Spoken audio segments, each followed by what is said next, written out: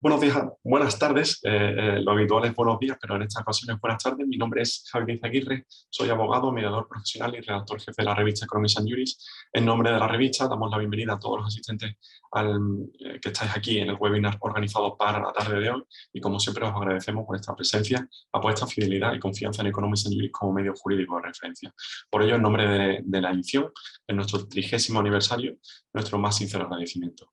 Asimismo, por supuesto, y porque el protocolo manda, debemos dar la bienvenida a todos los compañeros, clientes y demás personas del entorno, tanto de Estudio Jurídico Almagro como de Change the Blog. Sin tiempo que perder y, por supuesto, con el permiso de nuestros ponentes, paso a poner en contexto la formación de hoy. ¿De qué estamos hablando cuando citamos términos como minado, staking, firming o wallets? ¿Cuál es la regulación de las criptomonedas en España? ¿Cómo nos afecta el proyecto MiCA? ¿Debo pagar impuestos por mis criptomonedas? ¿Qué pasa si las vendo o intercambio? ¿Cuáles serían esas consecuencias de no declarar mis monedas virtuales? Si están en servidores extranjeros, ¿tengo que declararlas mediante el modelo 720? Y en relación a este último extremo, ¿cuáles son los efectos de la reciente sentencia del Tribunal de Justicia de la Unión Europea de 27 de enero de 2022? No vamos a negar lo evidente, el mercado de las criptodivisas no para de crecer. En concreto, según una macroencuesta realizada recientemente, casi el 10% de la población, es decir, algo más de 4 millones de personas en España, ya usa o posee criptomonedas. Consecuencia de ello, Hacienda ya ha puesto la lupa en estos activos digitales y los expertos ya advierten acerca de los peligros y las sanciones de incumplir las obligaciones con el fisco. Bajo la intención de responder estos y otros interrogantes que se puedan dar durante la presente sesión online, hoy contamos con distintas voces más que autorizadas en la materia. Debido a que en esta ocasión me lo vais a permitir que el número de ponentes se aleja a lo habitual, me van a permitir que realice una presentación de los mismos de una forma más genérica y menos detallada. Hoy contamos en primer lugar con Alan Dragilov. Él es CEO y cofundador de Chain the Blog, empresa especializada en el desarrollo de aplicaciones blockchain. Asimismo, desde 2020 trabaja como advisor dentro del grupo Prosegur Crypto, empresa especializada en la custodia de criptomonedas. Alan seguramente será el primer ponente que se encargue de detallar ese extenso programa que seguramente detalle vía chat. Asimismo, el resto de compañeros que estarán aquí hoy son Fernando Marqués, Ángel Rivas, Daniel de Francisco Fernández, y nos van a permitir que fallemos a ese programa, pero Elena Navarro no va a estar con nosotros por una urgencia de última hora y le rogamos que nos disculpe. Los tres socios en este caso de Estudio Jurídico Almagro, firma que nació en 1972 y que también están en aniversario, en este caso en el 50 aniversario de su nacimiento, ofrece un servicio jurídico especializado y con un marcado carácter preventivo. El despacho de abogados está especializado principalmente en derecho corporativo empresarial, derecho fiscal, pleitos civiles y empresariales, recuperación de deuda, banca privada, derecho inmobiliario y derecho laboral. Aunque con sede en la capital, Estudio Jurídico Almagro ofrece sus servicios jurídicos en todo el territorio nacional. Por último, antes de darle la palabra a nuestros ponentes, aspectos técnicos y organizativos a tener presentes. Estaremos aquí entre una hora y cuarto, es decir, nos alargaremos hasta las 5, terminaremos entre las 5:30 y 6 aproximadamente. Os invitamos desde ya a dejar esas posibles consultas, dudas, preguntas vía chat. Yo seré el encargado de, al final de la sesión, trasladársela a los compañeros ponentes. Asimismo, voy a dejar en el chat el programa del presente webinar, que creo que puede ayudar bastante. Y lo último, en el caso de que se tengan que marchar previamente, no se preocupen porque la presente sesión está siendo grabada y lo subiremos en nuestras próximas jornadas a nuestra pestaña de Hemeroteca Webinar. Muchísimas gracias a todos por estar presentes aquí hoy. Bienvenidos a los 4 ponentes a Economics and Juris. Muchísimas gracias por atender nuestra llamada y atender esta materia tan interesante como la fiscalidad de las criptomonedas. Y os cedo el turno de la palabra. En principio, comenzamos con Alan y después le cederá el turno de la palabra a Ángel y al resto de ponentes. A cualquier incidencia que tengamos, me quedo por aquí, apago mi micrófono y muchísimas gracias a los 4. Muchas gracias. Buenas tardes a todos. Nada, en primer lugar, agradeceros a todos por estar hoy aquí. Ya se ha hecho la presentación, así que voy a pasar a la propia presentación, a lo que he venido a explicar, y es un poco qué es blockchain, ¿vale? El término blockchain es muy extenso, toda la infraestructura y tecnología que hay detrás es muy extensa, así que he intentado resumirlo al máximo posible. Como podéis ver, la imagen habla por sí misma, pero la idea es tener una base de datos distribuida. ¿Esto qué significa? Esto significa que dentro de la blockchain nosotros lo que tenemos es lo que se conoce como un ledger o un control contable de transacciones que ocurren entre personas. Y este control contable, en lugar de que se guarden, como pasa hoy en día, en bancos o en cualquier institución centralizada, lo que se hace es distribuir en distintos puntos. En este caso en particular, y para que podamos entender un ejemplo de lo que ocurre con Bitcoin, si yo, por ejemplo, tengo un Bitcoin y se lo transfiero a Ángel, lo que se hace es que todos los presentes dentro de esta red apuntan que yo tenía una X cantidad de Bitcoins y se las he transferido a Ángel. Entonces, a partir de ahí, todas las personas de la red saben que Ángel tiene su cantidad más 1 y Alan tiene su cantidad menos 1. ¿Cuál es la gran ventaja de este modelo y en qué se diferencia? Que en lugar de tener que hablar con una entidad central, como podría ser un banco, cuando yo transfiero mi dinero en euros, lo que se hace es distribuir entre distintas partes. ¿Cómo se distribuye esta información y cómo se gestiona o mantiene? Para eso os he puesto aquí un ejemplo de una transacción. Aquí lo podéis ver. Y la idea principal es, yo solicito o realizo mi primera transacción, esta transacción se envía y se registra en un libro contable, que son los bloques, todas las transacciones que se realizan conjuntamente se meten dentro de ese bloque y un grupo especializado, que son los llamados mineros, que entiendo que lo habréis escuchado, certifican y registran dentro de esta red que se ha producido esta transacción y todas las demás que habían ocurrido. De esta forma, cuando llega el final del bloque, lo que se hace es coger todas estas transacciones, certificarlas todas de forma común y decir en el registro contable que tenemos todos que se han hecho este X número de transacciones. Y todos los presentes en la red certificamos y validamos que tenemos las mismas transacciones. De esta forma, lo que conseguimos es que todas las personas que pertenecen a esta red, que son conocidos como nodos, tengan la misma información. Es decir, que si yo en algún momento dado decido engañar sobre la cantidad de bitcoins que tengo o sobre la cantidad de monedas que tengo, es fácilmente demostrable que estoy mintiendo. Es decir, yo en el ejemplo anterior le había transferido un bitcoin a Ángel. Si yo decido decir que no le había transferido ninguna cantidad de dinero y que por el contrario yo no había hecho ninguna transferencia, vosotros o todos los presentes en la red podéis coger vuestro registro público y decir, no, se realizó una transacción el día X, tenías esta cantidad y ahora te queda esta cantidad. ¿Por qué es interesante este modelo y en qué se diferencia del resto de base de datos? Pues lo principal es que todos podemos pertenecer a esta red. Es decir, hay blockchains públicas, permisionadas y privadas, pero las que son públicas lo que nos permite es que cualquier persona interesado en saber qué está ocurriendo en la red lo pueda hacer.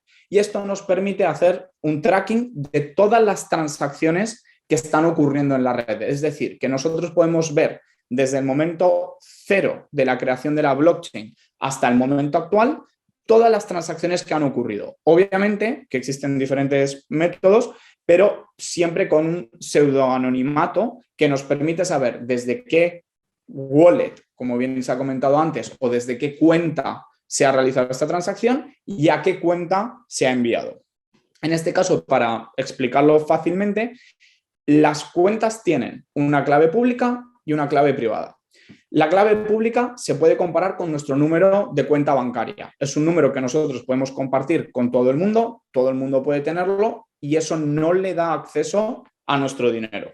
Por el contrario, la clave privada es la que nos permite hacer todas las transacciones. Un símil, manteniendo el modelo bancario, es nuestro usuario y contraseña de nuestras cuentas online o de nuestro banco online. Es decir, que si alguien tuviera ese usuario y contraseña, puede hacer transacciones en nuestro nombre, pero no podría hacerlo si tuviera la clave pública. Esto ocurre de forma similar dentro de la blockchain. La gran diferencia es que como no existe un módulo central, en caso de que yo pierda mi contraseña de acceso, no la puedo recuperar. No puedo pedir una recuperación de usuario. Por eso, lo que se dice es que la persona que pierde sus claves pierde el acceso a sus fondos. Esto es un poco la base con las carteras y la blockchain. Pero la pregunta que suele surgir y una de las grandes características que tiene la blockchain es la inmutabilidad. ¿Qué significa la inmutabilidad? Pues en este caso, perdonad, ahí está. En el caso de la inmutabilidad, lo que ocurre es lo siguiente. Como todas las transacciones se suben en bloque, ¿vale? Como podéis ver aquí en el ejemplo, lo que se hace es, ese bloque se le da un identificador. Para calcular este identificador se le hashea, ¿vale? Eso es una encriptación, ¿vale? Es criptografía pura y lo que hace es coger todas las transacciones que tenemos en ese bloque más información del bloque anterior. Por lo tanto, sale un código criptográfico, además de otros cálculos que se hacen, pero que no quiero aburriros con ellos. Lo que se hace es, del bloque 1 se pasa la información al bloque 2, del bloque 2 al 3, del bloque 3 al 4. Es decir, que si yo por alguna razón quisiera cambiar en algún momento información en el bloque 4, tendría que modificar todas las transacciones en el bloque 3, en el bloque 2 y en el bloque 1 para que coincidieran con este código criptográfico. Este cálculo criptográfico es tan complejo que es prácticamente imposible hacer ese cambio. Y por lo tanto, tenemos la seguridad de que la blockchain es inmutable, porque de nuevo, el coste energético y tecnológico que nos llevaría a nosotros a hacer un cambio en la blockchain para una transacción en particular es tan elevado que no merece la pena. Es decir, no existen transacciones lo suficientemente caras. ¿Qué ocurre además con esto? Que cuantos más nodos haya en la red, más difícil es conseguir hacer un cambio en este bloque. ¿Por qué? Porque para minar un bloque, que es la parte más compleja, lo que se tiene que hacer es resolver un problema matemático. Cuando una persona que es un minero resuelve este problema matemático, está demostrando que ha hecho un esfuerzo computacional por guardar esta información y por lo tanto se le premia con el pago de más criptomonedas.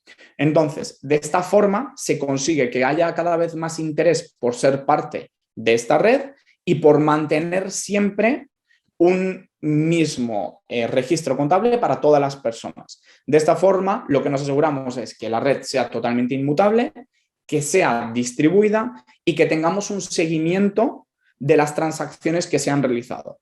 Sobre estos modelos de blockchain, este que os he explicado es el de Bitcoin, se han ido complejizando los modelos y se han ido creando distintas blockchains. Entiendo que seguramente habréis escuchado de Ethereum, que habréis escuchado últimamente de los NFTs, y lo que ocurre es que en lugar de tener una red que solo hace sumas y restas, lo que se ha creado es una red que pueda ejecutar software. La ejecución de software dentro de esta red es muy interesante porque lo que nos permite es tener un software que no pueda cambiarse en el futuro. Es decir, que nosotros estemos seguros de que se vaya a ejecutar de la forma que estaba pensada. Os pongo un ejemplo. Si yo me comprometo a pagarle a una persona un determinado precio por un trabajo que realice, si esa persona lo realiza y yo lo he automatizado mediante este software, los dos sabemos que yo voy a pagar esa cantidad. Un ejemplo muy sencillo para entender es, por ejemplo, con Amazon. Nosotros hoy en día a Amazon le pagamos por adelantado por recibir nuestro producto. Utilizando este tipo de red y automatizando este tipo de interrelación entre las personas, se podría hacer que yo pagase la cantidad que había acordado en el momento en que recibo mi producto y que todo esto se ejecutase automáticamente. Yo sé que ya existen programas que hacen eso, pero lo bonito de esto y lo diferente de este mundo blockchain es que todo es inmutable y transparente y por lo tanto no hay un ente central que lo domine. Y ya para terminar, como habéis visto y hemos hablado, se habla mucho del staking, que es otro modelo de minado, ¿vale? En lugar de realizar una prueba matemática o un resultado matemático con una dificultad de programación, lo que se hace es otro modelo de consenso. Entonces, en definitiva, y para resumiros un poco blockchain y ya dar pie a la parte fiscal, blockchain no deja de ser un registro de transacciones entre partes totalmente distribuido y que al estar conectado con sus bloques anteriores, y por eso se llama cadena de bloques, nos permite hacer un seguimiento de todas las transacciones que se han realizado hasta el momento y nos asegura que nadie las pueda cambiar sin realizar un cálculo matemático con un coste computacional muy elevado. Así que con esto dejo paso a Ángel para que continúe con la charla. Gracias a todos. Gracias, Alan. Te voy a hacer una pregunta.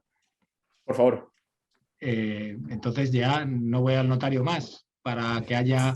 Sería fantástico poder hacerlo. Es decir, de hecho, sé que a lo mejor lo que voy a decir no está bien, pero es verdad que los notarios podrían aprovecharse de esta tecnología para dejar un registro inmutable y que quedase constancia. Es decir, yo creo que en este caso, y hay que valorar entre software y la parte humana, porque el software va a certificar cualquier cosa. Por lo tanto, ahí tiene que haber una parte humana que realmente estudie y vea que realmente esa información que se va a notificar o que se va a notarizar es correcta y que realmente se tiene que notarizar de esta forma. Por ello, creo que tiene que haber una mezcla, pero sería mucho más sencillo también para los notarios tener un registro distribuido entre ellos y que quedase constancia entre todas las partes. Por eso no creo que tengan que desaparecer los notarios, pero sí que les invito a todos ellos a probar a jugar con esta tecnología. Muy bien, muy interesante, muy interesante. Muchas gracias. Muchas gracias a ti, Alan. Gracias a Javier también. Y ahora te voy a pedir a ti, Javier. Te voy ayudando, estoy por aquí. Que me ayudes a compartir a pantalla completa la presentación. Si le das a F5, si no recuerdo mal. Ya estoy. Vale, y ahora justo ahí arriba en configuración de visualización. Cambiar o duplicar. Duplicar creo que era, ¿no? Vale, ya estamos, fantástico. Un segundo, perfecto. A tu servicio, Ángel, ya lo sabes. Bueno, pues vamos, después de la explicación tan fantástica que nos ha hecho Alan sobre la parte técnica, que desde luego es la base de todo. Vamos a entrar a hacer primero una calificación jurídica de las criptomonedas. ¿Por qué? Porque, bueno, esa calificación jurídica es absolutamente necesaria para ya centrarnos en lo que es el objeto del webinar, la fiscalidad. Entonces, bueno, podríamos decir aquello de dime qué eres y te diré cómo tributas, ¿no? Entonces, yo os voy a explicar un poco cuál es la calificación jurídica de las criptomonedas. Antes, bueno, pues tengo aquí alguna pantalla un poco por situar la importancia de las criptomonedas, ¿no? Ayer nos despertábamos con esta noticia de que la Guardia Civil había desarticulado un grupo de ciberdelincuentes que en el verano del 2000 habían atacado una firma española. Bueno, evidentemente ya los ladrones están tratando de conseguir esas claves porque es lo más importante, es tener la clave. La tecnología es segura, pero lo importante es que las claves no te las roben, ¿no? Aquí es una prueba de que aquí hay mucho valor detrás, ¿no? De que hay la ciberdelincuencia.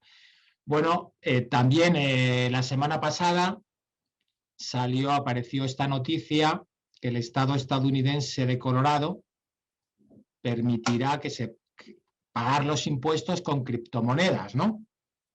Entonces, bueno, esto ya desde luego son palabras mayores, ¿no? Que un Estado norteamericano como es el Estado de Colorado acepte, nada menos que la propia administración acepte el Bitcoin como medio de pago. Eso sí, aclaraban, ¿no?, que el Estado de Colorado no podía estar al albur de la cotización y que en el momento en que reciba los Bitcoin como medio de pago de los impuestos, pues lo convertirá en dólares, ¿no? O sea, bueno, pero ya es un paso importante, ya hay una administración que nada menos, o sea, que es la esencia de la administración, acepta para pagar los impuestos el Bitcoin como medio de pago. Aunque es verdad que a continuación aclara que a través de un acuerdo con una plataforma, esos Bitcoin, ellos, la administración del Estado de Colorado, los convertirán en dólares. Bueno, también hace pocos días hemos conocido la noticia de que en los actuales Juegos Olímpicos de Invierno que se están celebrando en Pekín, pues circula ya el yuan digital, ¿no? El yuan digital se estrena con éxito en los Juegos Olímpicos, ¿no? Ahora, eso sí, el yuan digital está emitido por el Banco Popular de China. Entonces aquí hay una llamada de atención de, bueno, entonces es una criptomoneda. Bueno, volveremos sobre ello a continuación. Perdón, tengo... Y luego, por último, una última noticia, bueno, pues esta es de hace ya más tiempo, que es el único país que, bueno, ha aceptado o ha incorporado el Bitcoin como moneda de curso legal en su país. Es el caso de El Salvador, ¿no? O sea, desde luego estamos ante un tema de absoluta, no actualidad, sino de actualidad y para mucho tiempo, ¿no? Entonces, vamos a ver jurídicamente qué es esto de las criptomonedas, ¿no? Tenemos que hacer la calificación jurídica porque la Ley General Tributaria, y ya empezó a utilizar términos jurídicos porque posiblemente parte de las personas que nos estén viendo pues tengan formación jurídica, bueno, pues nos dice la Ley General Tributaria que todas las obligaciones tributarias se exigen con arreglo a la naturaleza jurídica del hecho, acto o negocio realizado, ¿no? Entonces tenemos que tener clara la naturaleza jurídica de las criptomonedas para dar una respuesta a cuál es la tributación. Y una de las primeras cuestiones que tenemos que tener muy presente es que bajo el concepto de criptomonedas, bueno, pues hay una gran variedad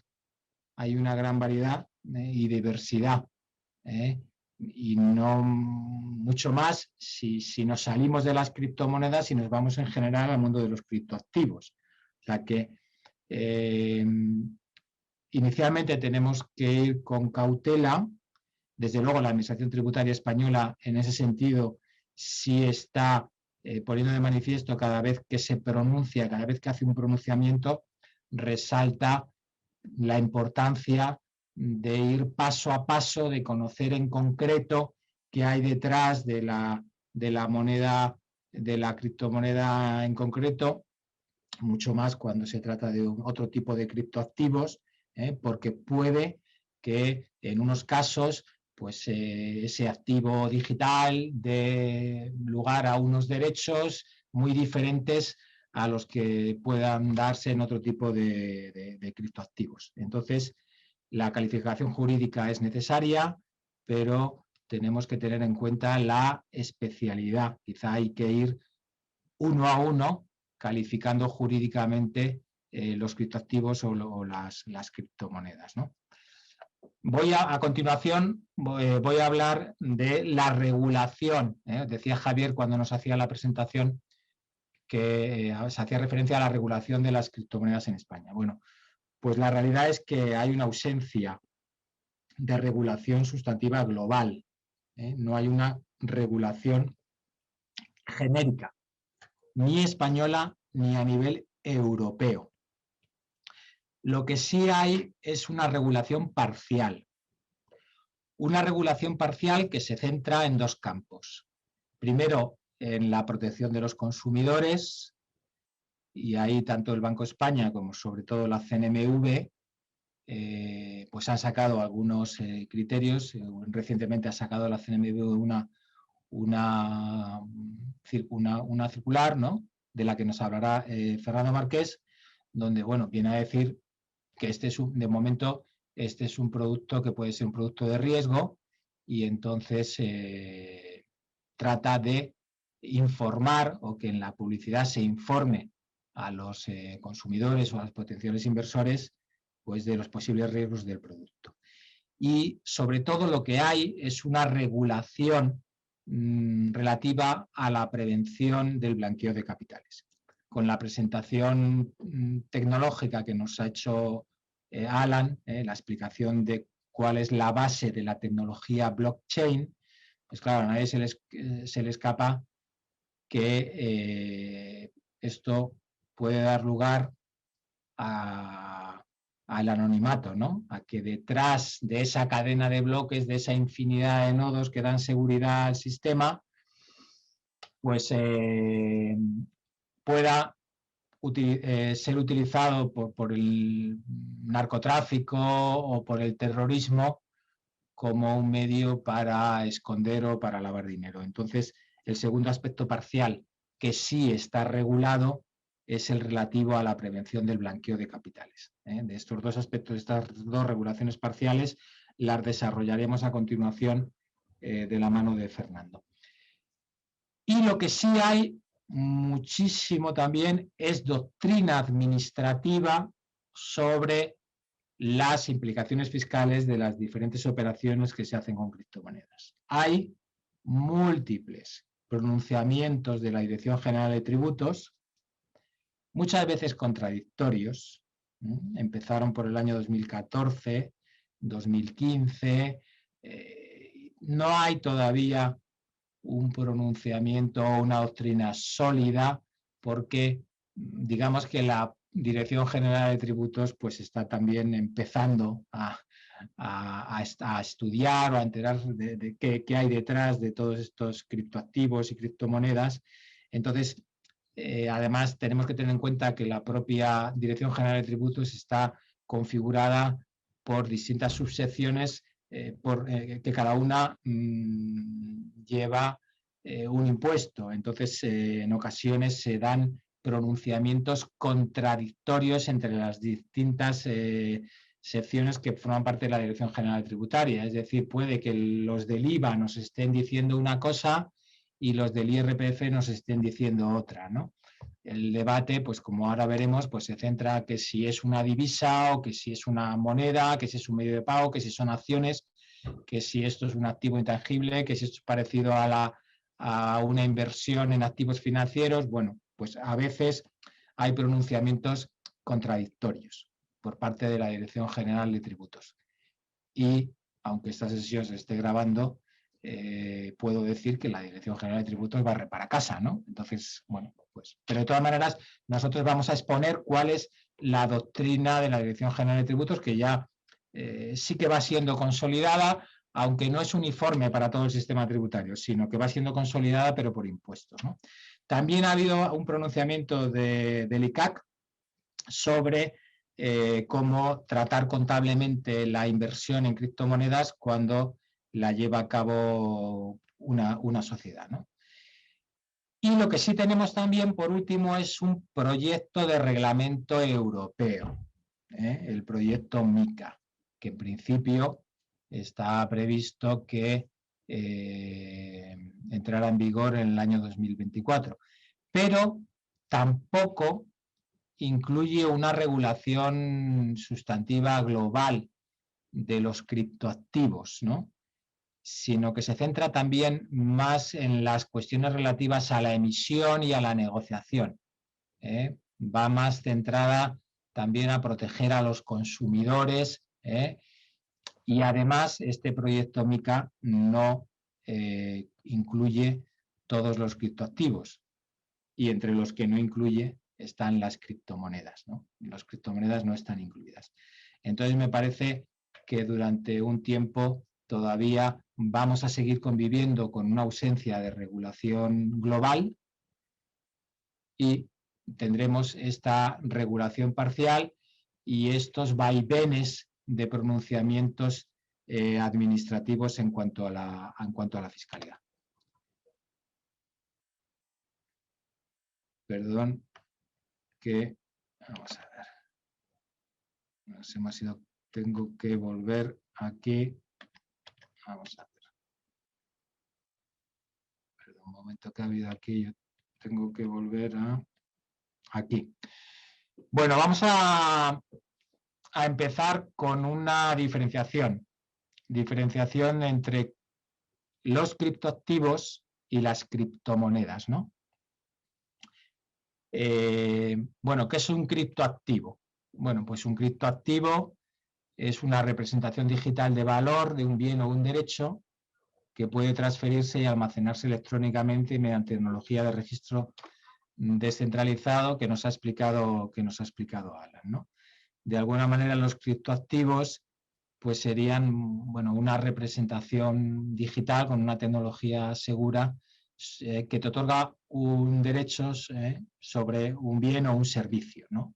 Entonces, la naturaleza jurídica del criptoactivo pues puede variar mucho, pero va a depender siempre del subyacente. ¿Qué hay detrás de ese criptoactivo? ¿A qué te da derecho ese criptoactivo? ¿Te da derecho a asistir en streaming al último concierto de los Rolling Stones? ¿O te da derecho a ser propietario de un determinado bien? Entonces, en el tema de los criptoactivos, digamos que hay más seguridad en cuanto a la fiscalidad, porque depende del subyacente. Si detrás de ese criptoactivo pues hay un bien determinado, pues la tributación de ese criptoactivo pues será equivalente a la tributación que se produciría en caso de transmisión de ese bien o de ese servicio que está detrás, ¿no? ¿Qué ocurre en el caso de las criptomonedas? Bueno, pues detrás de las criptomonedas pues no existe tan claramente un subyacente, ¿no? Las criptomonedas sería una modalidad de criptoactivo que nace para ser utilizado como medio de pago, ¿no? Sí existe una definición de qué es una criptomoneda, tanto en la Directiva Europea sobre Prevención del Blanqueo de Capitales como en la Ley Española de Prevención del Blanqueo de Capitales, nos dice que una criptomoneda es una representación digital de valor no emitida ni garantizada por un banco central. Por eso, cuando yo comentaba la noticia de la circulación del yuan digital, decía, bueno, pero ¿esto es una criptomoneda? Bueno, parece que no. Parece que no es una criptomoneda, puesto que está detrás el Banco Popular de China. En las criptomonedas no están emitidas ni garantizadas por un banco central ni por una autoridad pública. No están necesariamente asociadas a una moneda establecida legalmente, no posee el estatus jurídico de moneda o dinero, pero es aceptada por personas físicas o jurídicas como medio de pago y puede transferirse, almacenarse y negociarse por medios electrónicos seguros, que es la tecnología blockchain. Es decir, no hay detrás un banco emisor, no es moneda o dinero, pero sí puede intercambiarse como medio de pago contractual, es decir, como medio de pago entre aquellas personas que lo acepten, ¿no?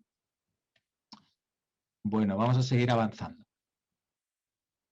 Para ya entrar a pronunciarme sobre la calificación jurídica, bueno, pues he incluido aquí unos conceptos generales jurídicos, sabiendo que muchos de los oyentes tienen formación jurídica. Bueno, el Código Civil. ¿Qué nos dice el Código Civil? Claro que es de 1889.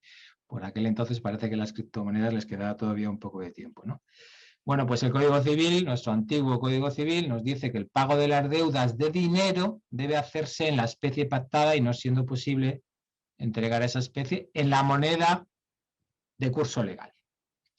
¿Y cuál es la moneda de curso legal en España? Pues desde el euro, pues es el euro. La ley 46/98 nos dice que desde el 1 de enero del 99 la moneda del sistema monetario nacional es el euro. Vale. ¿Qué es una moneda? Bueno, el diccionario de la Real Academia de la Lengua nos dice que es una pieza de oro, plata o cobre que regularmente en forma de disco y acuñada, emitida por una autoridad emisora para acreditar la legitimación y valor. Bueno, todos estos planteamientos los tenemos que hacer para pronunciarnos sobre si las criptomonedas son una moneda o no. Si es dinero, bueno, ¿qué es el dinero? Bueno, el dinero es un bien jurídicamente reconocido como signo de valor que se convierte en divisa cuando cuenta con el respaldo de una autoridad o un banco emisor, ¿no?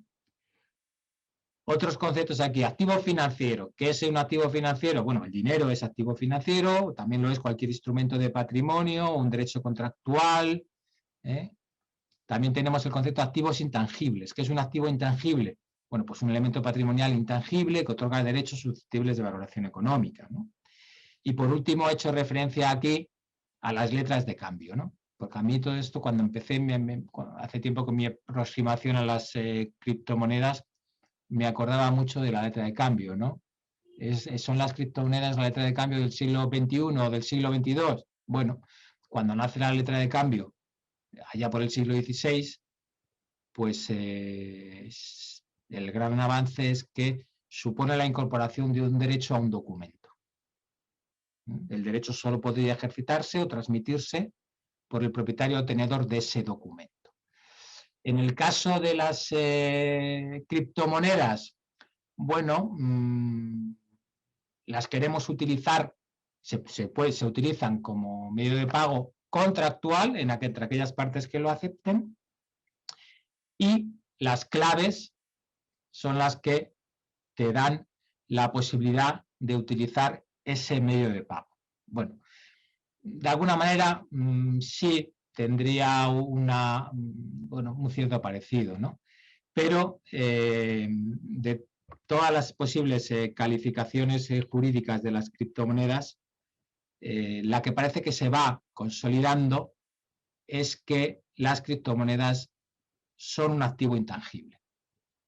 Tenemos en pantalla un reciente pronunciamiento de la Dirección General de Tributos del año pasado, en el que dice que las monedas virtuales son un bien inmaterial. Son un bien inmaterial. Volviendo a la definición de activos intangibles, decía, bueno, pues un elemento patrimonial intangible que otorga derechos susceptibles de valoración económica. Otorgar el derecho a utilizarlo como medio de pago entre aquellas partes que lo acepten, o estamos viendo, como hemos visto en la presentación, incluso ya empieza a haber autoridades que lo empiezan a aceptar, el Estado de Colorado para pagar tributos, o el Estado de El Salvador, el Bitcoin, como moneda. Entonces, quedémonos con esta calificación jurídica de que no es dinero, las criptomonedas no son divisas, tampoco son acciones, se consideran un activo intangible. Entonces, si os parece, antes de entrar en la regulación, en el análisis fiscal, vamos a ver cuál es la regulación parcial que hay sobre las criptomonedas referida a la protección de consumidores y a la prevención del blanqueo de capitales. Y para ello le doy a Fernando Marqués paso y le doy la palabra para que nos explique estas dos regulaciones parciales. Fernando, adelante. Muchas gracias, Ángel, gracias, Javier, gracias, Alan, los que habéis precedido en el turno de la palabra. Y muchas gracias por vuestras exposiciones que allanan mucho el camino para lo que a mí me toca. Tenemos un fenómeno que es el de las criptomonedas o los criptoactivos. Ya hemos visto cómo funcionan, ya hemos visto cuál es su naturaleza jurídica, y ahora nos encontramos con que, como todo fenómeno que se produce en la realidad o en la vida, pues llega un momento en el que los estados o las organizaciones supranacionales pues sienten la propensión de regularlo, de controlarlo.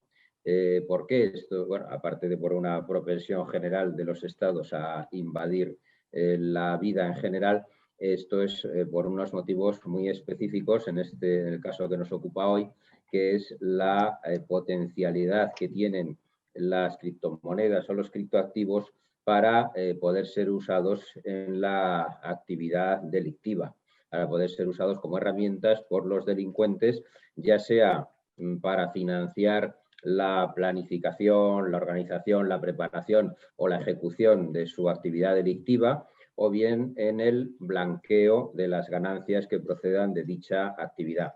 Como es natural, nuestras autoridades y las autoridades de todo el mundo pues ven esto con suma preocupación. Y la preocupación por el lavado del dinero sucio o por la financiación del terrorismo o por el blanqueo del dinero negro, pues no es algo nuevo. Esto lo tenemos desde hace mucho tiempo.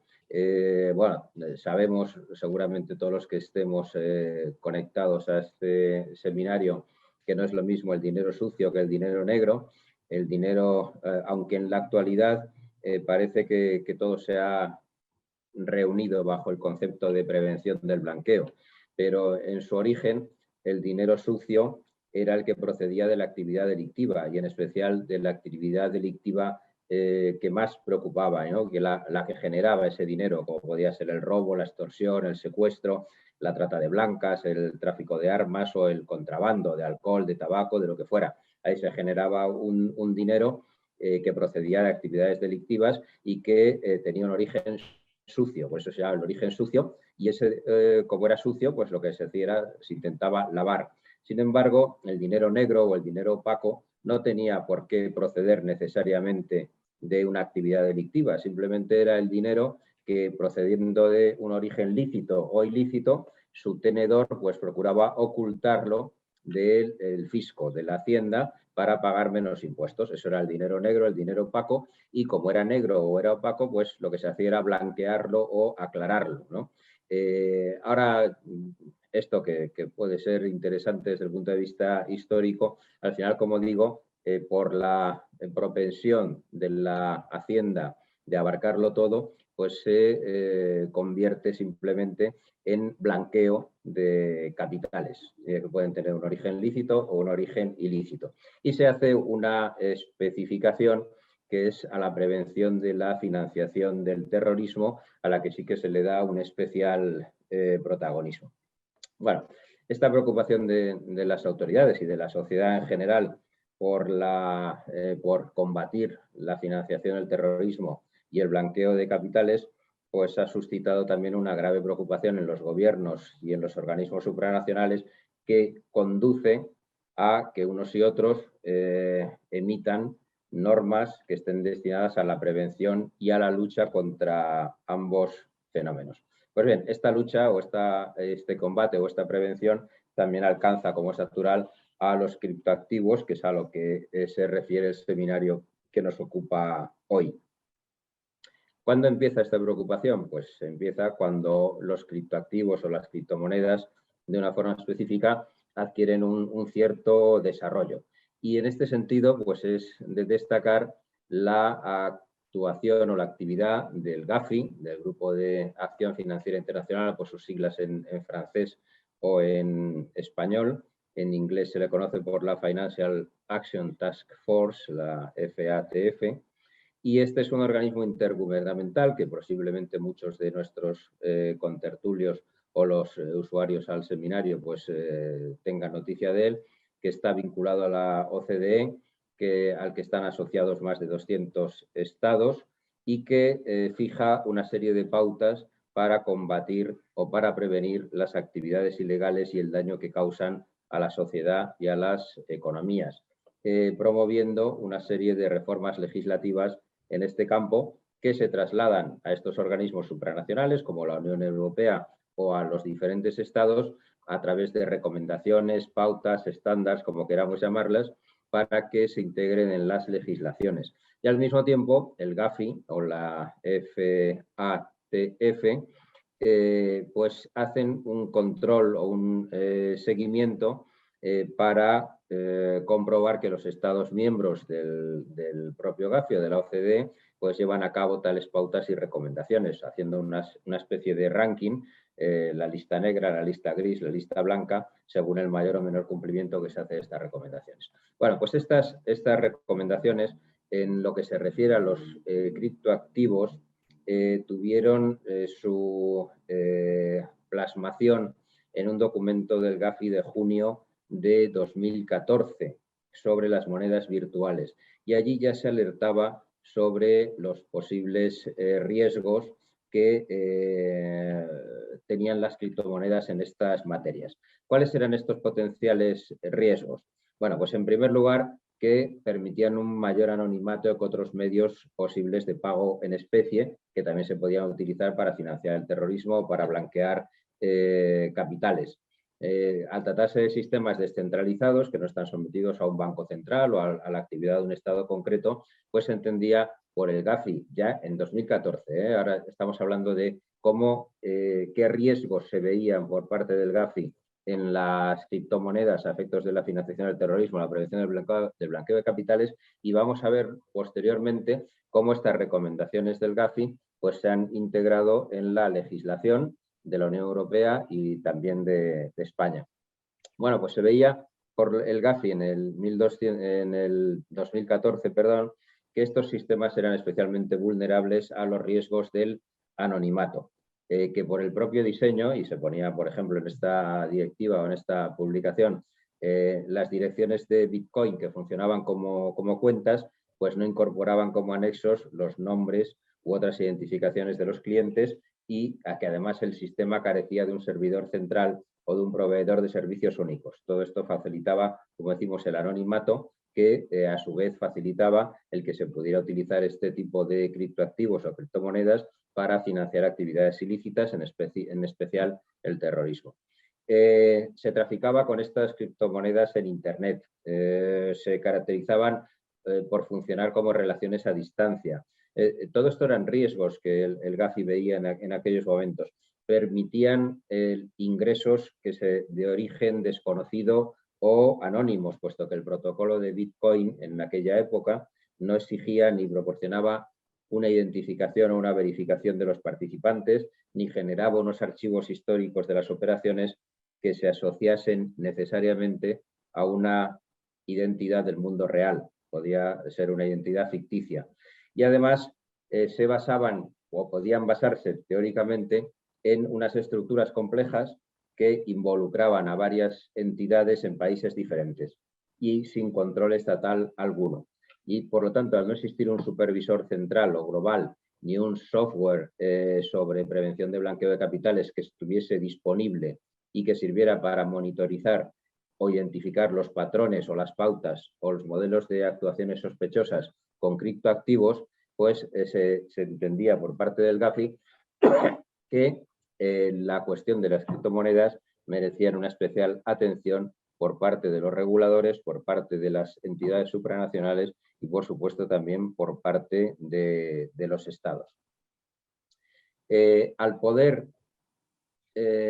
localizarse los participantes o los miembros de un sistema de divisas virtuales en diferentes jurisdicciones, también se pensaba que normalmente aquellos operadores de las criptomonedas o de los criptodivisas que tuviesen intenciones delictivas, pues eran libres de ubicarse en jurisdicciones que no tuvieran unos controles adecuados de prevención de la financiación del terrorismo o del blanqueo de capitales, lo que les permitía al mismo tiempo escapar de otras jurisdicciones que tenían normativas o regulaciones más estrictas. O incluso podía ocurrir que existieran solamente en un universo, vamos a decir, digital, que quedase por completo fuera del alcance de un estado concreto. Bueno, todas estas cuestiones el Gafi las trasladó a sus socios, más de 200 estados, la OCDE, con recomendaciones para que se regulase por lo menos las cuestiones de las criptodivisas o los criptoactivos que fueran más sensibles en las materias que al Gafi le interesaban especialmente. ¿Cuáles fueron las consecuencias de esta actuación? Pues en primer lugar, la Unión Europea reaccionó con más celeridad que los Estados miembros de la Unión Europea.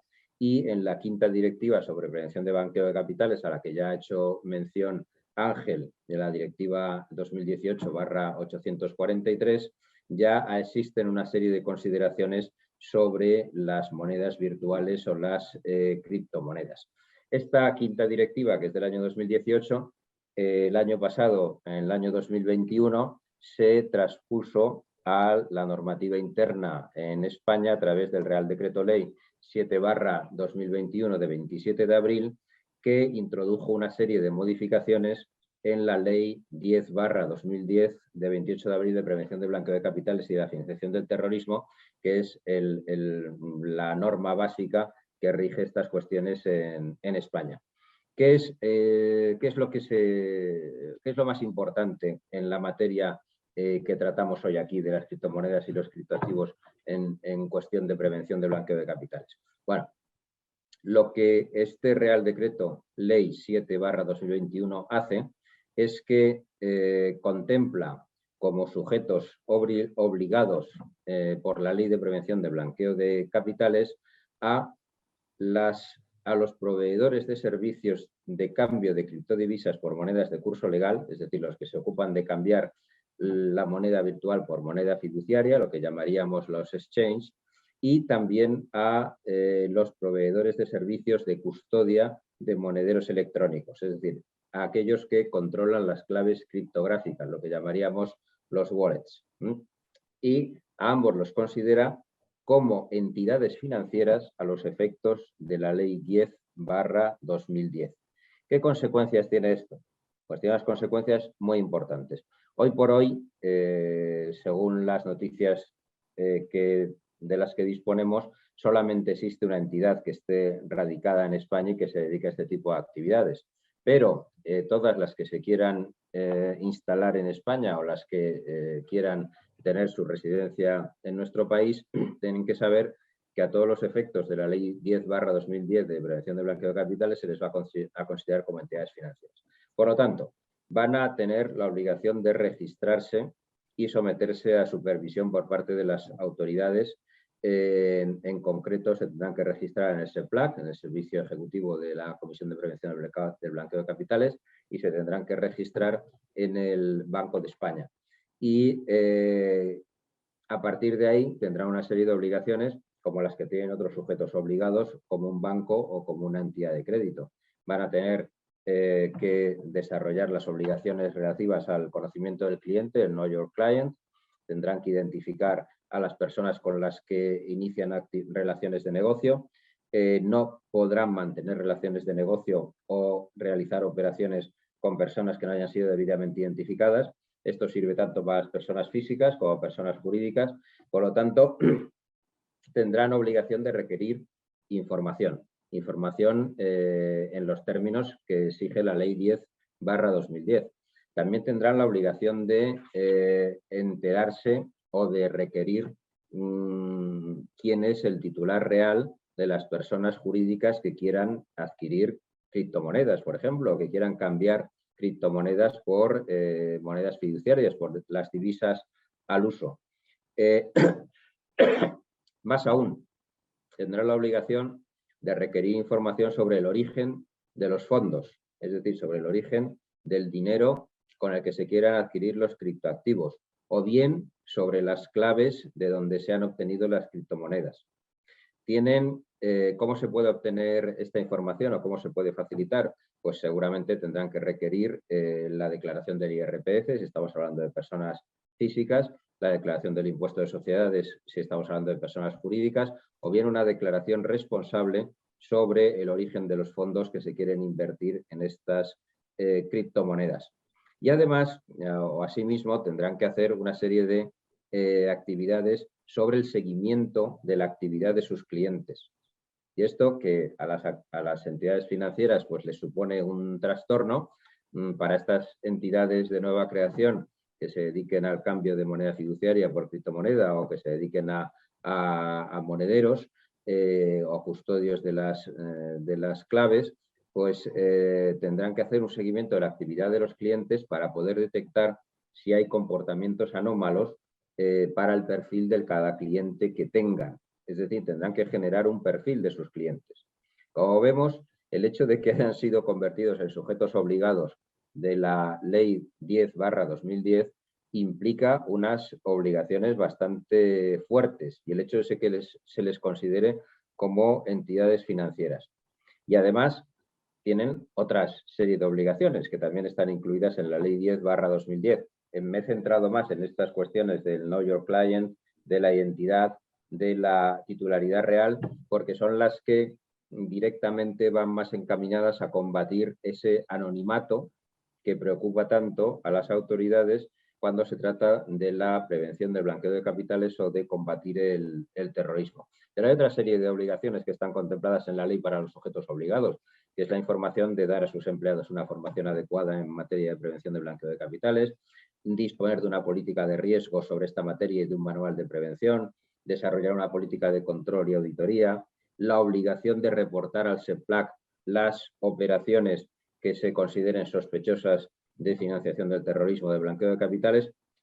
Y en general, como digo, no nos podemos extender mucho, dado la duración de este seminario, pero las mismas obligaciones que tiene cualquier otra actividad financiera. Y esto, como es natural, pues está sometido a un régimen sancionador del que podremos hablar más adelante si hubiera tiempo. Pero la segunda cuestión que preocupa a las autoridades, en este caso españoles, y que ha sido objeto de regulación, es, aparte de la prevención del blanqueo de capitales, es la cuestión de los criptoactivos y en concreto las criptomonedas como objeto de inversión. Y aquí nos encontramos con una materia muy sensible que es la protección de los consumidores o la protección de los pequeños inversores. Ya desde febrero del 2021, la Comisión del Mercado de Valores, la Comisión Nacional del Mercado de Valores y el Banco de España publicaron un comunicado conjunto que trataba sobre estas cuestiones. Y en un Real Decreto que se lanzó al amparo de la pandemia del COVID y todo esto, y que trataba de otras muchísimas más cosas, que es el Real Decreto Ley 5/2021, se introdujo un nuevo artículo 240 bis en la Ley del Mercado de Valores que otorgaba competencias a la Comisión Nacional del Mercado de Valores para sujetar a control administrativo la publicidad de los criptoactivos y otros activos financieros que no se regulase la Ley del Mercado de Valores. Bueno, pues haciendo uso de esas facultades, la Comisión Nacional del Mercado de Valores ha elaborado la Circular 1/2022, de la que ya mencionó Ángel, que aunque no contiene ninguna norma sobre los productos en sí mismos, sobre los criptoactivos o sobre las criptomonedas ni sus características, solamente se trata de los requisitos que debe cumplir la actividad publicitaria que persiga el ofrecimiento de estos productos como una posible inversión. Javier, si me voy de tiempo, yo te ruego que me lo digas, porque todavía falta por intervenir Daniel y a lo mejor hablo demasiado. Pero en cualquier momento me decís y yo abrevio, ¿vale? Perfecto. Entonces, esta circular, como digo, solamente se refiere a los requisitos que debe contener esta publicidad. Sobre todo si hablamos de publicidad que llaman masiva, que es la que va dirigida a un público ideal de más de 100.000 personas, tal y como se determina según los medios de publicidad o que se utilicen en la propia circular. ¿Qué es lo que se pretende? Pues se trata de proteger a estos consumidores o pequeños inversores de una publicidad agresiva que persiga atraerlos sin facilitarles una información suficiente, porque se trata de productos de elevado riesgo para personas que no tengan la formación adecuada. Entonces, lo que se establece es cuáles van a ser los requisitos de estas campañas publicitarias. ¿Cuáles deben ser? Pues debe ser una publicidad clara, equilibrada, imparcial, que no sea engañosa, debe utilizar un lenguaje sencillo, fácil de comprender, se debe evitar la omisión de información que sea relevante, se debe evitar incluir información ambigua, sesgada, incompleta o contradictoria que pueda inducir a confusión. Y además es muy importante informar de los riesgos. ¿Por qué? Porque los criptoactivos como producto de inversión son un producto de inversión de alto riesgo. Por tanto, todas las comunicaciones comerciales deben incluir una información sobre los riesgos que el producto comporta. Y además se incluye una frase específica, entre comillas, que debe incluir toda la publicidad y que dice: la inversión en criptoactivos no está regulada. Puede no ser adecuada para inversores minoristas y puede perderse la totalidad del importe invertido. Y además debe incluirse en esa publicidad, sea cual sea el medio en el que se difunda, un enlace o una indicación a una ubicación a la que se derive, en la que se especifican cuáles son los riesgos de las criptomonedas o de los criptoactivos como producto de inversión, y con una mención que diga: es importante leer y comprender los riesgos de esta inversión que se explican detalladamente en esta ubicación. Y a partir de ahí tienes un link, tienes un vínculo que te conduce al lugar donde se especifican estos riesgos. Insisto, no sé si me estoy yendo mucho de tiempo, pero ¿cuáles son estos riesgos? Pues hay unos riesgos que son los propios del producto, unos riesgos que son los propios de la tecnología y unos riesgos que son de tipo legal. Los riesgos del producto, pues eso, la inseguridad, porque no están cubiertos por el Fondo de Garantía de Depósitos ni por el Fondo de Garantía de Inversores, la volatilidad, pues puede experimentar significativas oscilaciones al alza o a la baja. Hoy hemos visto que con la invasión de Ucrania por parte de los rusos, los criptoactivos han pegado un bajón del entorno del 15% según las últimas noticias que yo he visto esta mañana. Las bolsas están bajando mucho menos, ¿no? O sea, estamos hablando de productos con una extremada volatilidad y con una extremada sensibilidad a cuestiones externas o ajenas a la propia naturaleza del producto. Está el riesgo de falta de liquidez, es decir, hay muchos criptoactivos que en un momento dado pueden verse carentes de la liquidez necesaria para poder deshacer una inversión sin sufrir pérdidas significativas. ¿Por qué? Pues porque su circulación puede ser muy limitada, simplemente por eso, ¿no? Hay algunas que tienen una gran circulación y por lo tanto mucha liquidez, y otras que tienen pueden sufrir en un momento dado una falta de liquidez. Luego hay unos riesgos propios de la tecnología, que eso los conoce Alan mucho mejor que nosotros o que yo, pero que son posibles fallos en el funcionamiento y de seguridad en las redes de registros distribuidos, en el blockchain, porque las tecnologías todavía están en un estado temprano de maduración, dice en la circular. También los protocolos de consenso que pueden ser de cada una de las cadenas de bloques, pues, pueden ser susceptibles también de ataques que pueden intentar modificar dichos registros. Como ha dicho antes Alan, las personas que pierden sus claves también pierden el acceso a sus fondos, por lo cual pueden perder toda su inversión. Y además tenemos la cuestión de la ciberdelincuencia. ¿Por qué? Porque las facilidades de anonimato pueden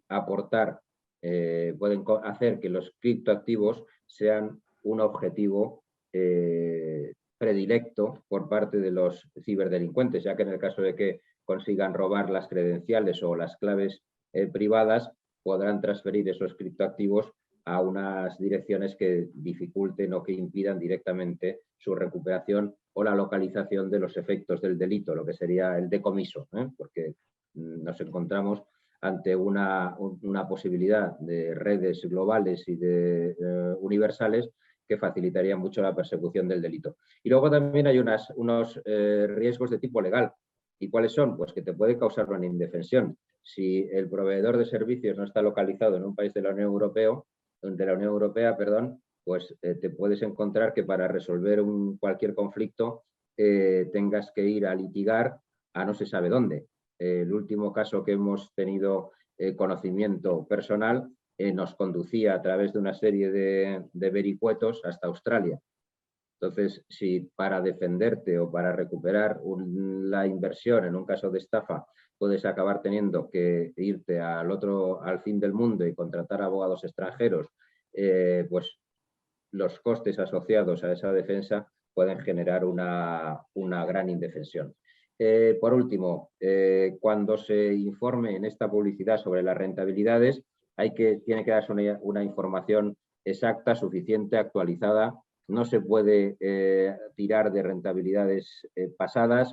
En definitiva, aquí ya por abreviar me voy a referir a lo que dice el anexo número 1 de la circular, que especifica cuáles son las informaciones que se tienen que dar o cómo se tienen que dar las informaciones sobre rentabilidad. Y en cuanto a la transparencia de esta publicidad, simplemente decir que esta actividad publicitaria dirigida a inversores en España, cuando se considere que son campañas publicitarias masivas, debe ser previamente comunicada a la Comisión del Mercado de Valores, y que la Comisión Nacional del Mercado de Valores, tanto en estas campañas masivas como en información específica o sobre piezas publicitarias que no sean masivas, la Comisión Nacional del Mercado de Valores puede requerir información específica y puede valorar si cumplen o no cumplen esa publicidad los requisitos de la circular, y en un momento dado pues podría requerir el cese de la publicidad o su rectificación cuando se apreciasen desajustes. Y dicho lo cual, y pidiendo perdón si me he excedido en el tiempo, le devuelvo la palabra a Ángel y a Daniel para hablar de la fiscalidad. Bueno, muchas gracias, Fernando. Vamos a entrar ya en lo que es la fiscalidad de las criptomonedas. recapitular un poco, antes de entrar en la fiscalidad, tenemos que las criptomonedas serían una variedad de criptoactivos que se puede utilizar como medio de pago contractual. Solamente hay un estado que los reconoce actualmente, el Bitcoin, es El Salvador, y ha anunciado el estado de Colorado que también va a reconocer el Bitcoin como medio de pago para pago de tributos estatales, pero que inmediatamente convertirá esos Bitcoin en dólares.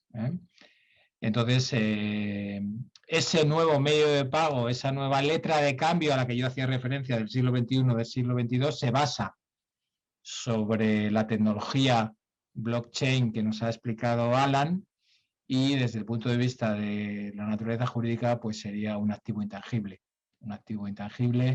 que se puede utilizar como medio de pago. Entonces, no hay regulación total, todavía no hay regulación global sustantiva, hay regulación parcial referida a la prevención del blanqueo de capitales. En España solo tenemos una entidad que ha sido recientemente registrada, que es esta de Bit2Me, me parece que se llama así, Bit2Me, que es a la única que por tanto se le aplica la normativa española sobre prevención de blanqueo de capitales, pero ojo,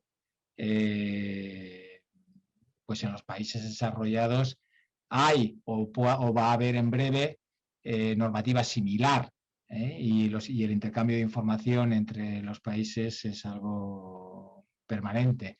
Entonces, cualquier plataforma que forme parte de uno de esos estados, pues tendrá las mismas obligaciones de conocimiento de sus clientes, y la Administración Tributaria Española pues le costará poco tener la información, ¿no? Y lo que existe también es una regulación de la publicidad de estos productos como productos que pueden suponer un riesgo. Bueno, una vez realizada esta introducción, ¿qué nos dice la Administración Tributaria Española sobre la fiscalidad? Primero, nos dice que hay que ir criptoactivo por criptoactivo. O si estamos en criptomonedas, vamos a ver cada caso concreto, porque hay que conocer, hay que identificar los derechos que están detrás de este intangible, y puede que haya variedad de derechos que determine que las consecuencias fiscales o el tratamiento fiscal varíe. Pero como regla general, a efectos del IRPF, ¿qué nos dice la Administración Tributaria Española? Bueno, pues lo que nos dice la Administración Tributaria Española es que si yo tengo una inversión en criptomonedas y la vendo y materializo esa venta consiguiendo a cambio dólares o euros, tengo un incremento de patrimonio, una ganancia de patrimonio, una ganancia patrimonial que tributará como renta del ahorro. Dependiendo del importe de mis ganancias patrimoniales, pues tributaré al 23, al 24 o al 26, pues dependerá, pero lo va a considerar una ganancia patrimonial. Claramente, en el caso de que yo realice la venta, convirtiendo o obteniendo euros o otro tipo de divisas o dólares. ¿Qué pasa si hago un intercambio de criptoactivos? Tengo un criptoactivo y lo cambio por otro criptoactivo. Bueno, pues la Dirección General de Tributos, que siempre barre para casa, pues dice que eso es una permuta y que también se pone de manifiesto una ganancia patrimonial, y que cuando haces ese cambio de un una criptomoneda por otra, pues también tienes que comparar el coste de adquisición de la moneda de la criptomoneda que tenías con la valoración que tiene la criptomoneda que has recibido en el momento que has realizado la permuta. y que puede dar lugar a que haya una ganancia patrimonial en ese momento que también tendría que tributar como renta del ahorro. Lo mismo nos dice, es decir, que también tributa como ganancia patrimonial si yo lo que hago es vender la criptomoneda, si pues, tengo el valor obtenido, lo tengo en mi wallet, y bueno, pues tú has realizado una venta y también tienes que comparar el valor de adquisición con el valor de transmisión y es una ganancia que tributa como renta del ahorro.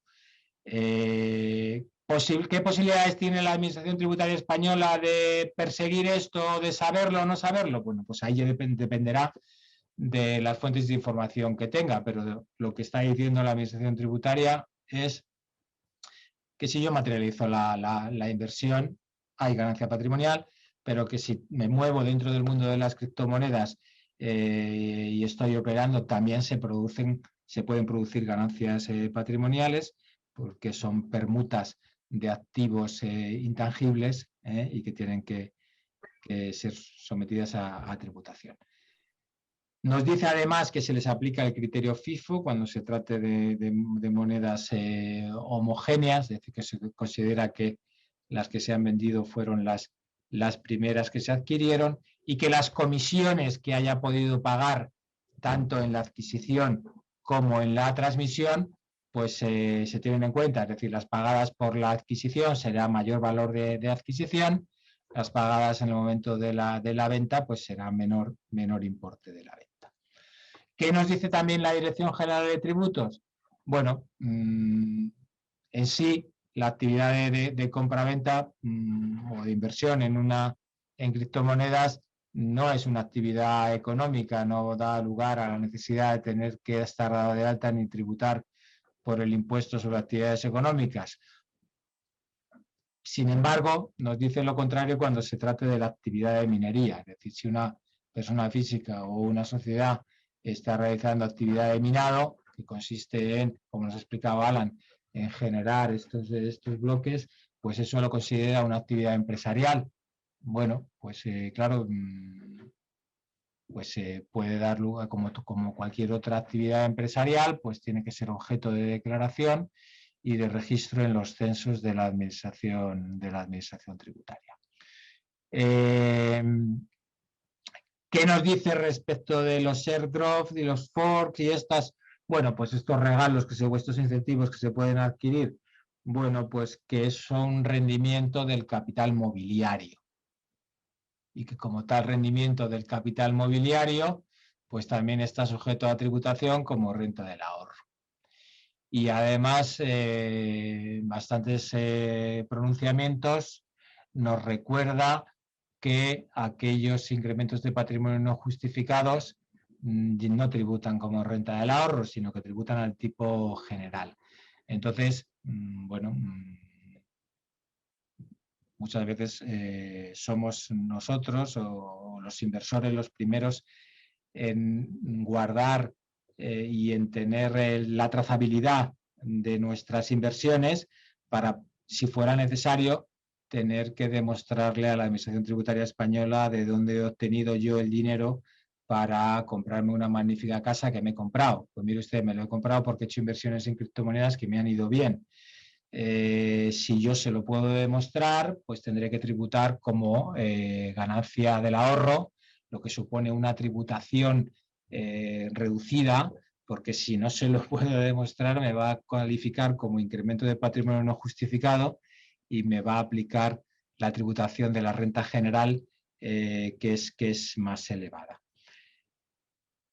Y este bloque relativo a los tributos, a los criterios de la Dirección General de Tributos, la iba a explicar en completo nuestra compañera Elena, que como ha explicado Javier al principio no se ha podido incorporar. Entonces le paso ahora la palabra a Daniel de Francisco, que va a continuar la exposición sobre la opinión de la Dirección General de Tributos, y vuelvo a insistir, opinión de la Dirección General de Tributos. Mi recomendación, si hay algún inversor que esté asistiendo a este webinar, es que consulte su caso en concreto con algún asesor o algún abogado tributarista, porque es difícil de dar reglas generales, ¿no? Entonces Daniel nos va a hablar sobre los pronunciamientos respecto del resto de impuestos y nos terminará hablando sobre los mecanismos de control que tiene actualmente la Administración Tributaria Española. Adelante cuando quieras, Daniel. Muchas gracias, Ángel. Nada, encantado, y a todos los ponentes. Gracias, Javier. Voy sin más dilación, que vamos un poquito ya pasándonos de tiempo. Intentaré ser breve y rápido en lo que me queda de exposición. Sobre el impuesto de patrimonio no hay dudas. Ya desde el año 2018 la Dirección General de Tributos viene obligando a detallar y desglosar en el impuesto de patrimonio de las personas físicas pues el valor que tienen, el contravalor que tienen en euros, sus divisas, criptoactivos, bitcoins u otros derechos que tengan, otros activos inmateriales de cualquier tipo, sean las tokens o NFTs, cualquier derecho valuable económicamente es susceptible de ser declarado en la declaración del impuesto de patrimonio. Por suerte aquí en Madrid, pues bueno, solamente hay que declararlo, lo que uno tiene a partir del 1.000.000 de euros, que es la obligación para declarar, y de manera individual. Y bueno, en otras comunidades autónomas evidentemente sí se tiene que pagar por la titularidad y no hay bonificación en cuota como existe en Madrid y supone pago de impuesto anual el tener criptoactivos. En cuanto a los token equity, ya se ha pronunciado también recientemente el año pasado la Dirección General de Tributos y viene a lo que venía comentando en la charla, ¿no? La CNMV y el ESMA pues vienen a la calificación fiscal de esta tipología de activos, dependen, como bien decía Ángel, de los derechos que haya subyacentes al activo y que otorguen al titular de esa moneda virtual, Bitcoin, criptoactivo, NFT. Bueno, en cuanto al impuesto de sociedades, se ha pronunciado el ICAC en una consulta de diciembre de 2019, las considera, como muy bien decía Ángel, como activo intangible y las cataloga el Plan General Contable ya sea como activo intangible o como existencias. Existencias va a ser en el caso que la actividad principal de esa entidad jurídica sea la compraventa de criptomonedas. Es como en el caso de las promotoras que tienen que considerar los inmuebles existencias. En este caso, tendría que considerar los criptoactivos que tengan como existencias y llevarlas a cierre según el valor que tuvieran y deteriorarlas o no conforme al valor de mercado de esa inversión. Tendrían la posibilidad de amortizar por deterioro de valor hasta un 10% de la pérdida que hubiera en la criptoactivo correspondiente. El beneficio en sociedades evidentemente paga el 25%, que sería el tipo general del impuesto. Y en cuanto a la inversión, pues ya he dicho, se contabilizan en inmovilización tangible, en su grupo 20. En la norma quinta, el registro de valoración hace, como muy bien decía Ángel, a efectos de IRPF, en sociedades va a ser igual, va a aplicar el método FIFO y siempre por el coste incrementado y luego por el valor razonable de la contraprestación que se pueda obtener. Entendemos aquí que serían como los fondos de inversión y normalmente a cierre de ejercicio habría que actualizar la cartera que tenga cada uno de criptoactivos con el valor que tenga a cierre del ejercicio. O sea, es decir, al igual que en IRPF no tendrías ganancia por la plusvalía latente que tengas en tu criptoactivo, en el caso de sociedades, por la obligación del Plan General Contable de reflejar la imagen fiel a cierre, pues sí tendrías que valorarlas y la plusvalía latente se pondría de manifiesto en tu cuenta de pérdidas y ganancias. Voy a volver, Daniel, a la que se han desordenado las presentaciones, a la Sí. parte referida a la obligación de información. Sí, el modelo 720. El modelo 720, efectivamente. Va detrás, yo creo. Vamos a ver. Es que creo que hay varias diapositivas en blanco y después viene la parte de Daniel. Sí. A ver. Un segundo. Tiene vida propia esto, ¿eh? Ve pasando y lo encontrarás, creo, ¿no? Sí, Aquí en está. el IVA, déjame comentar del IVA Justo. un momento, el anterior. En el IVA efectivamente sí confirmar que bueno, todas estas actividades como son activos financieros intangibles, casi toda la actividad y todo lo que tiene que ver con la compra-venta de Bitcoin y demás, como es dinero fungible, por así decirlo, actividades financieras estarían exentas de IVA. Ya lo ha dicho expresamente la Dirección General de Tributos, una consulta vinculante del 2020, quedaría sujeto a IVA, sería el asesoramiento o la investigación que hacen blockchain, lo mismo que se hacen servicios de intermediación, o sea, las que llaman exchange, el que haga el servicio de intermediación de Bitcoin y cobre comisiones por ello, sí que debe de cobrar IVA por ese servicio. Eso lo dice la consulta vinculante del 2021. Y ahora sí, Ángel, pasamos al modelo 720, las obligaciones de información. Como novedad y por primera vez van a ser obligación de información ahora en marzo, el modelo 720 que se presenta sobre bienes y derechos en el exterior. Hay que presentarlo obligatoriamente a pesar de los efectos de la sentencia del Tribunal Superior de Justicia de las Comunidades Europeas de 27 de enero del 2022, muy reciente, en la que ha acordado la nulidad, pero muy importante decirlo, solamente del régimen sancionador.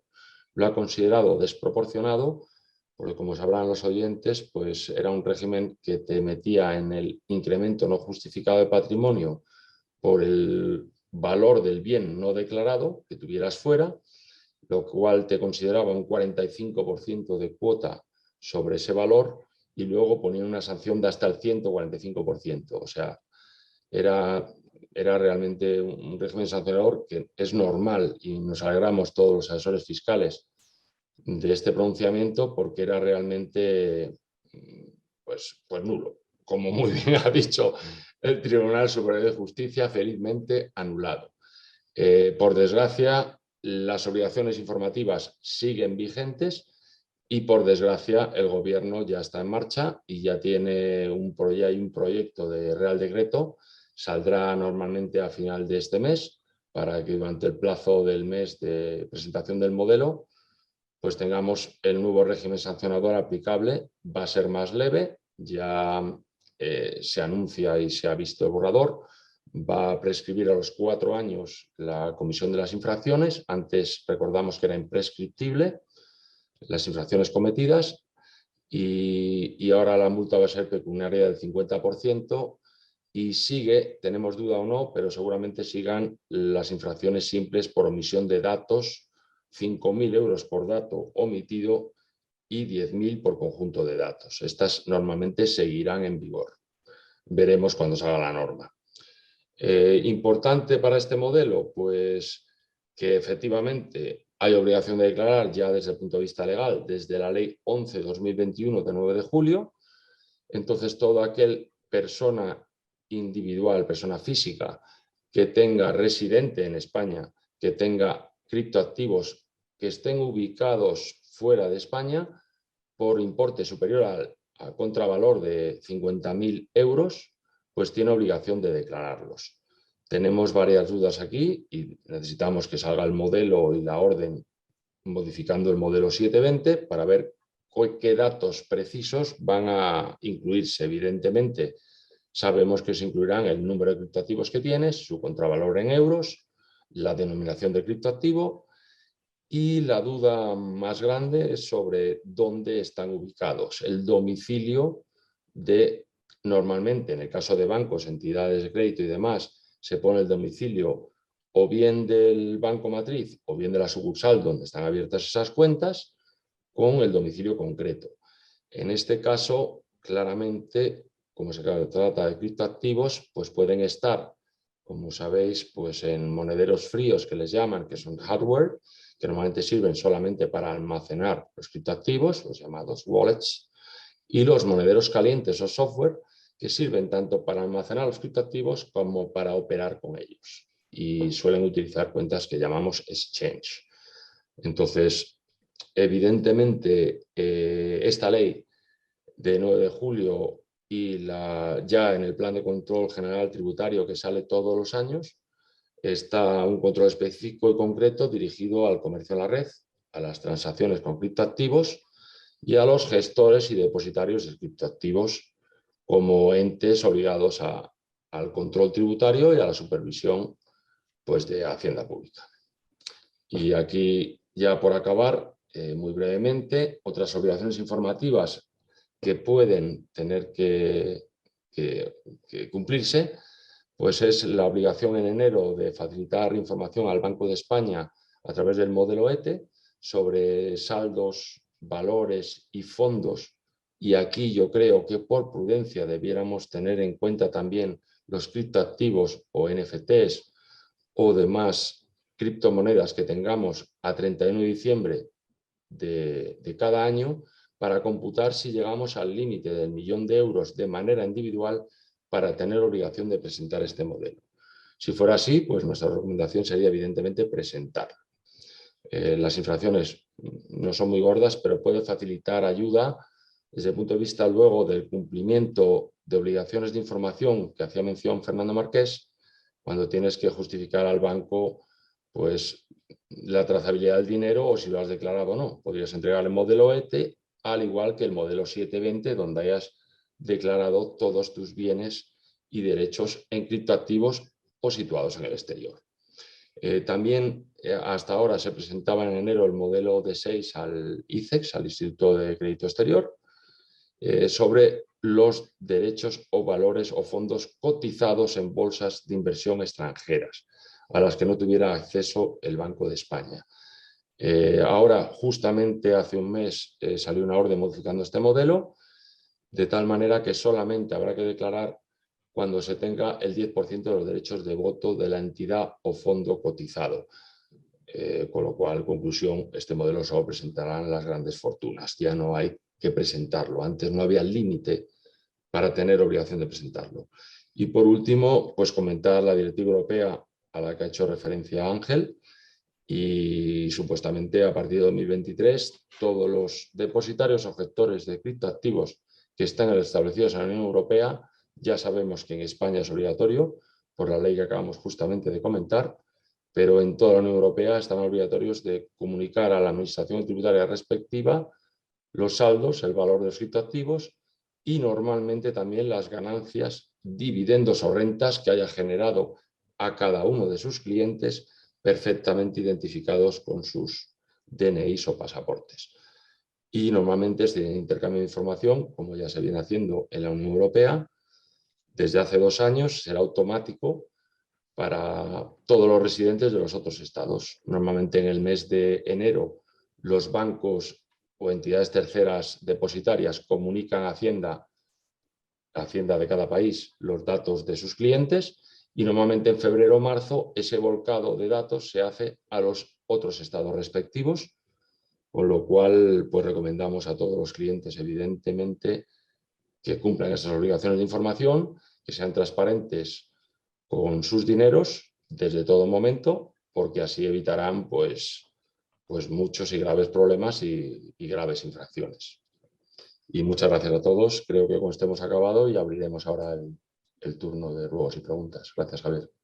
Perfecto, Daniel. Muchísimas gracias a ti, a Fernando, a Ángel y también a Alan, que por vía chat nos pedía disculpas que tenía una reunión y se tenía que marchar. Aún así, el compañero nos decía que ante cualquier pregunta, consulta que se pueda plantear, disponible vía email o vía telefónica para resolver cualquiera de ellas. Igual que hacia al inicio de la sesión, invitado a todos los compañeros que están en directo a lanzar esas posibles consultas, dudas vía chat. Yo seré el que se las traslade a los ponentes. Eso sí, quizás pues, podríamos plantear un par de ellas, 3, ¿no? Para sujetarnos al tiempo. Hacemos una reflexión vía chat, el compañero, os la traslado, el compañero Miguel, respecto a que la minería es una actividad económica, ello podría generar incompatibilidades con según qué prestaciones que se estén percibiendo, por ejemplo, la pensión de jubilación. Creo que la Tesorería General de la Seguridad Social, nos apuntaba el compañero Miguel, ya no se ha pronunciado al respecto, pero es un tema importante a tener en cuenta. Si me permites, Javier, sí. Ahí depende efectivamente del rendimiento, pero si el rendimiento es importante, pues sí, puede haber efectivamente un problema, porque es una actividad que te está generando rendimientos y puede ser incompatible, efectivamente. Obligaría normalmente a la cotización a un autónomos mínimo y normalmente le supondría la pérdida de la pensión con la posibilidad, eso Puede sí, ser. de que viera la ley de jubilación activa, que se llama, Sí, sí. y que tuviera el derecho a percibir, por ejemplo, el 50% de la pensión y cotizara y solamente y pudiera prestar esa actividad económica. Siempre que además tuviera una persona al menos contratada en esa actividad, el pensionista le daría derecho a la pensión completa. ¿Vale? Eso es una reforma de hace un par de años que hay en la Ley de Seguridad Social para favorecer y fomentar la jubilación activa. O sea que por ahí tiene dos vías de solución.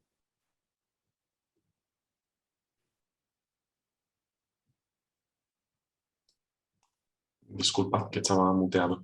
Justo el compañero Miguel nos daba la razón vía chat, ¿no? Lógico, los ciudadanos se ponen a mirar, por así decirlo, a la ligera, sin conocer estas consecuencias que tanto Ángel y Daniel pues, nos detallaban. Perfecto.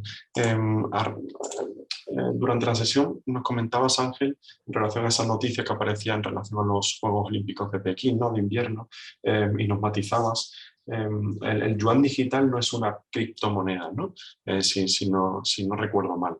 Claro, la propia definición existe una definición clara de que es una criptomoneda en la directiva europea y en la norma española relativa a blanqueo de capitales. Y una de las características es que no hay detrás un banco emisor. Cuando hay un banco emisor, pues estamos hablando de una divisa. Estamos hablando de una divisa que se puede transmitir en papel, en metal, o se puede transmitir digitalmente, pero estamos hablando de una divisa. O sea, el banco... Se podría llamar un bono digital o algo similar, pero claro, no puede ser un criptoactivo porque no entra en la definición. Está claro. detrás una autoridad competente de un Estado y ya se sabe la Por definición esencia, criptomoneda supone ausencia de banco, ausencia de banco emisor. Es decir, lo demás es, bueno, pues que digitalmente puedes transferir el dinero, como ocurre con el yuan digital. Pero una criptomoneda es cuando hay una entidad emisora que no es un Estado ni un banco central. Por eso el yuan digital no puede ser considerado criptomoneda.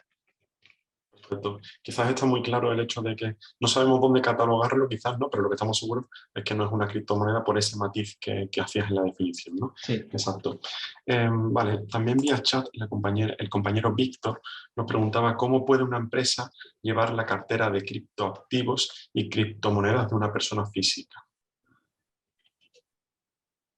Entiendo que si está habilitada una empresa a llevar, no sé si esa es la pregunta del compañero, es decir, si está habilitada una empresa a llevar la cartera de criptoactivo y criptomoneda de una persona física.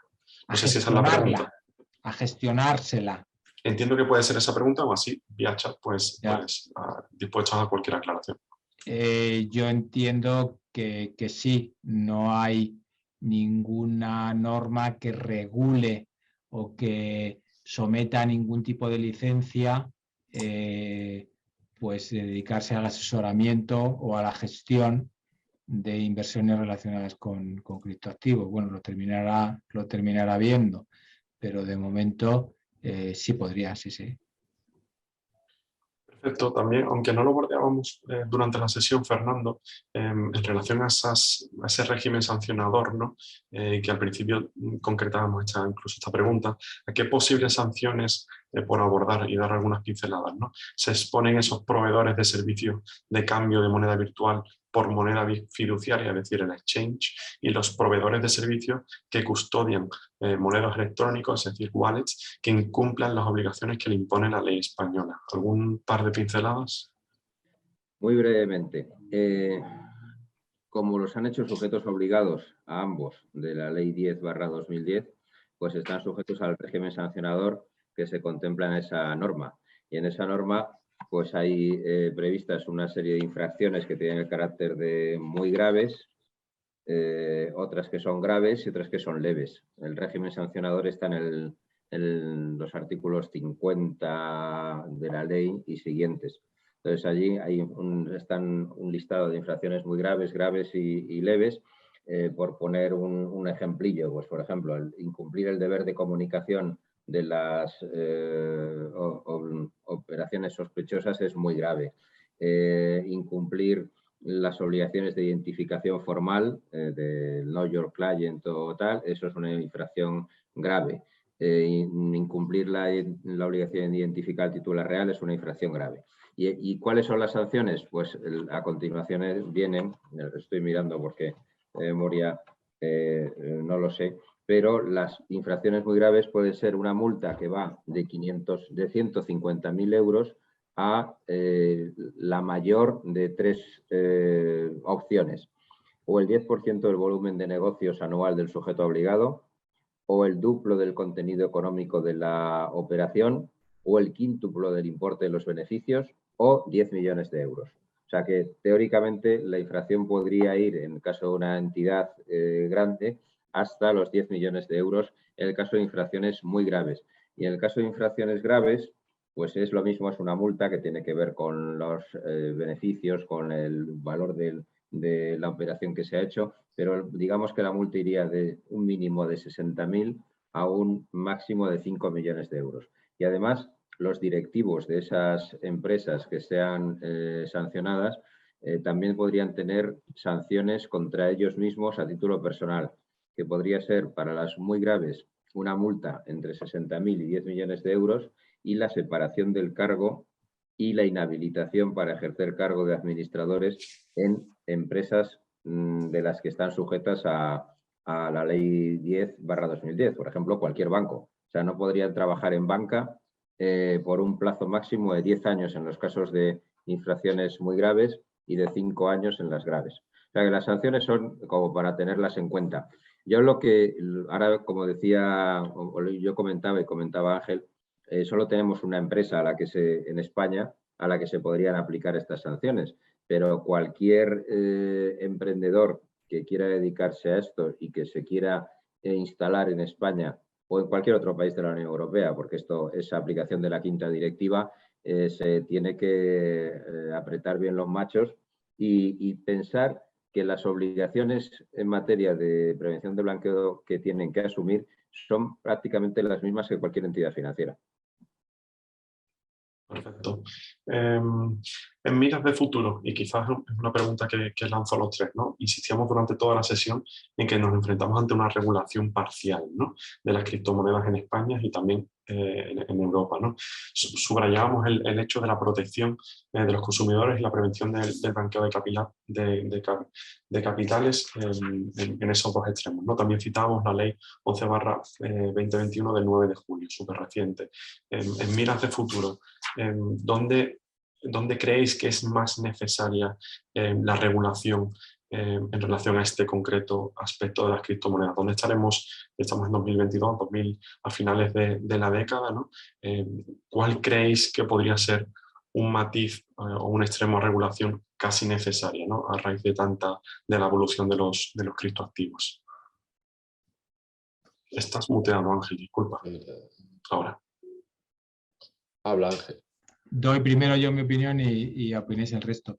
El proyecto MiCA europeo está ahí. Es un proyecto que quiere ver la luz para el 2024, pero que se centra en una regulación muy también parcial, ¿eh? O sea, se centra en los aspectos de emisión y de negociación. Entonces, por ahí es donde va a venir la próxima regulación para dar mayor seguridad a la emisión y a la negociación de los criptoactivos, porque por el momento sobre criptomonedas, por el momento no hay ni se espera por el momento nada. Más bien puede ocurrir que el sistema financiero presione para incrementar los controles y para dificultar esta emisión y negociación, pero el reglamento MiCA que se anuncia para el 2024 deja fuera las criptomonedas. Pero lo que sí va a venir para otros criptoactivos es la regulación sobre la emisión y la negociación.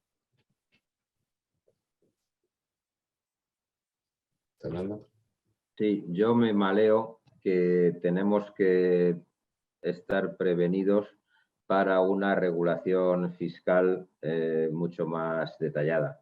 Ya no solamente en materia que ya resoluciones de la Dirección General de Tributos para solucionar consultas concretas, sino que se dará, es mi opinión personal, pero no porque tenga ningún conocimiento específico ni ninguna información confidencial, sino por la impresión que tengo de que el Estado lo primero que intenta regular es cómo controlar desde el punto de vista económico y desde el punto de vista de la seguridad. Desde el punto de vista de la seguridad ya está la cuestión de la prevención de blanqueo de capitales.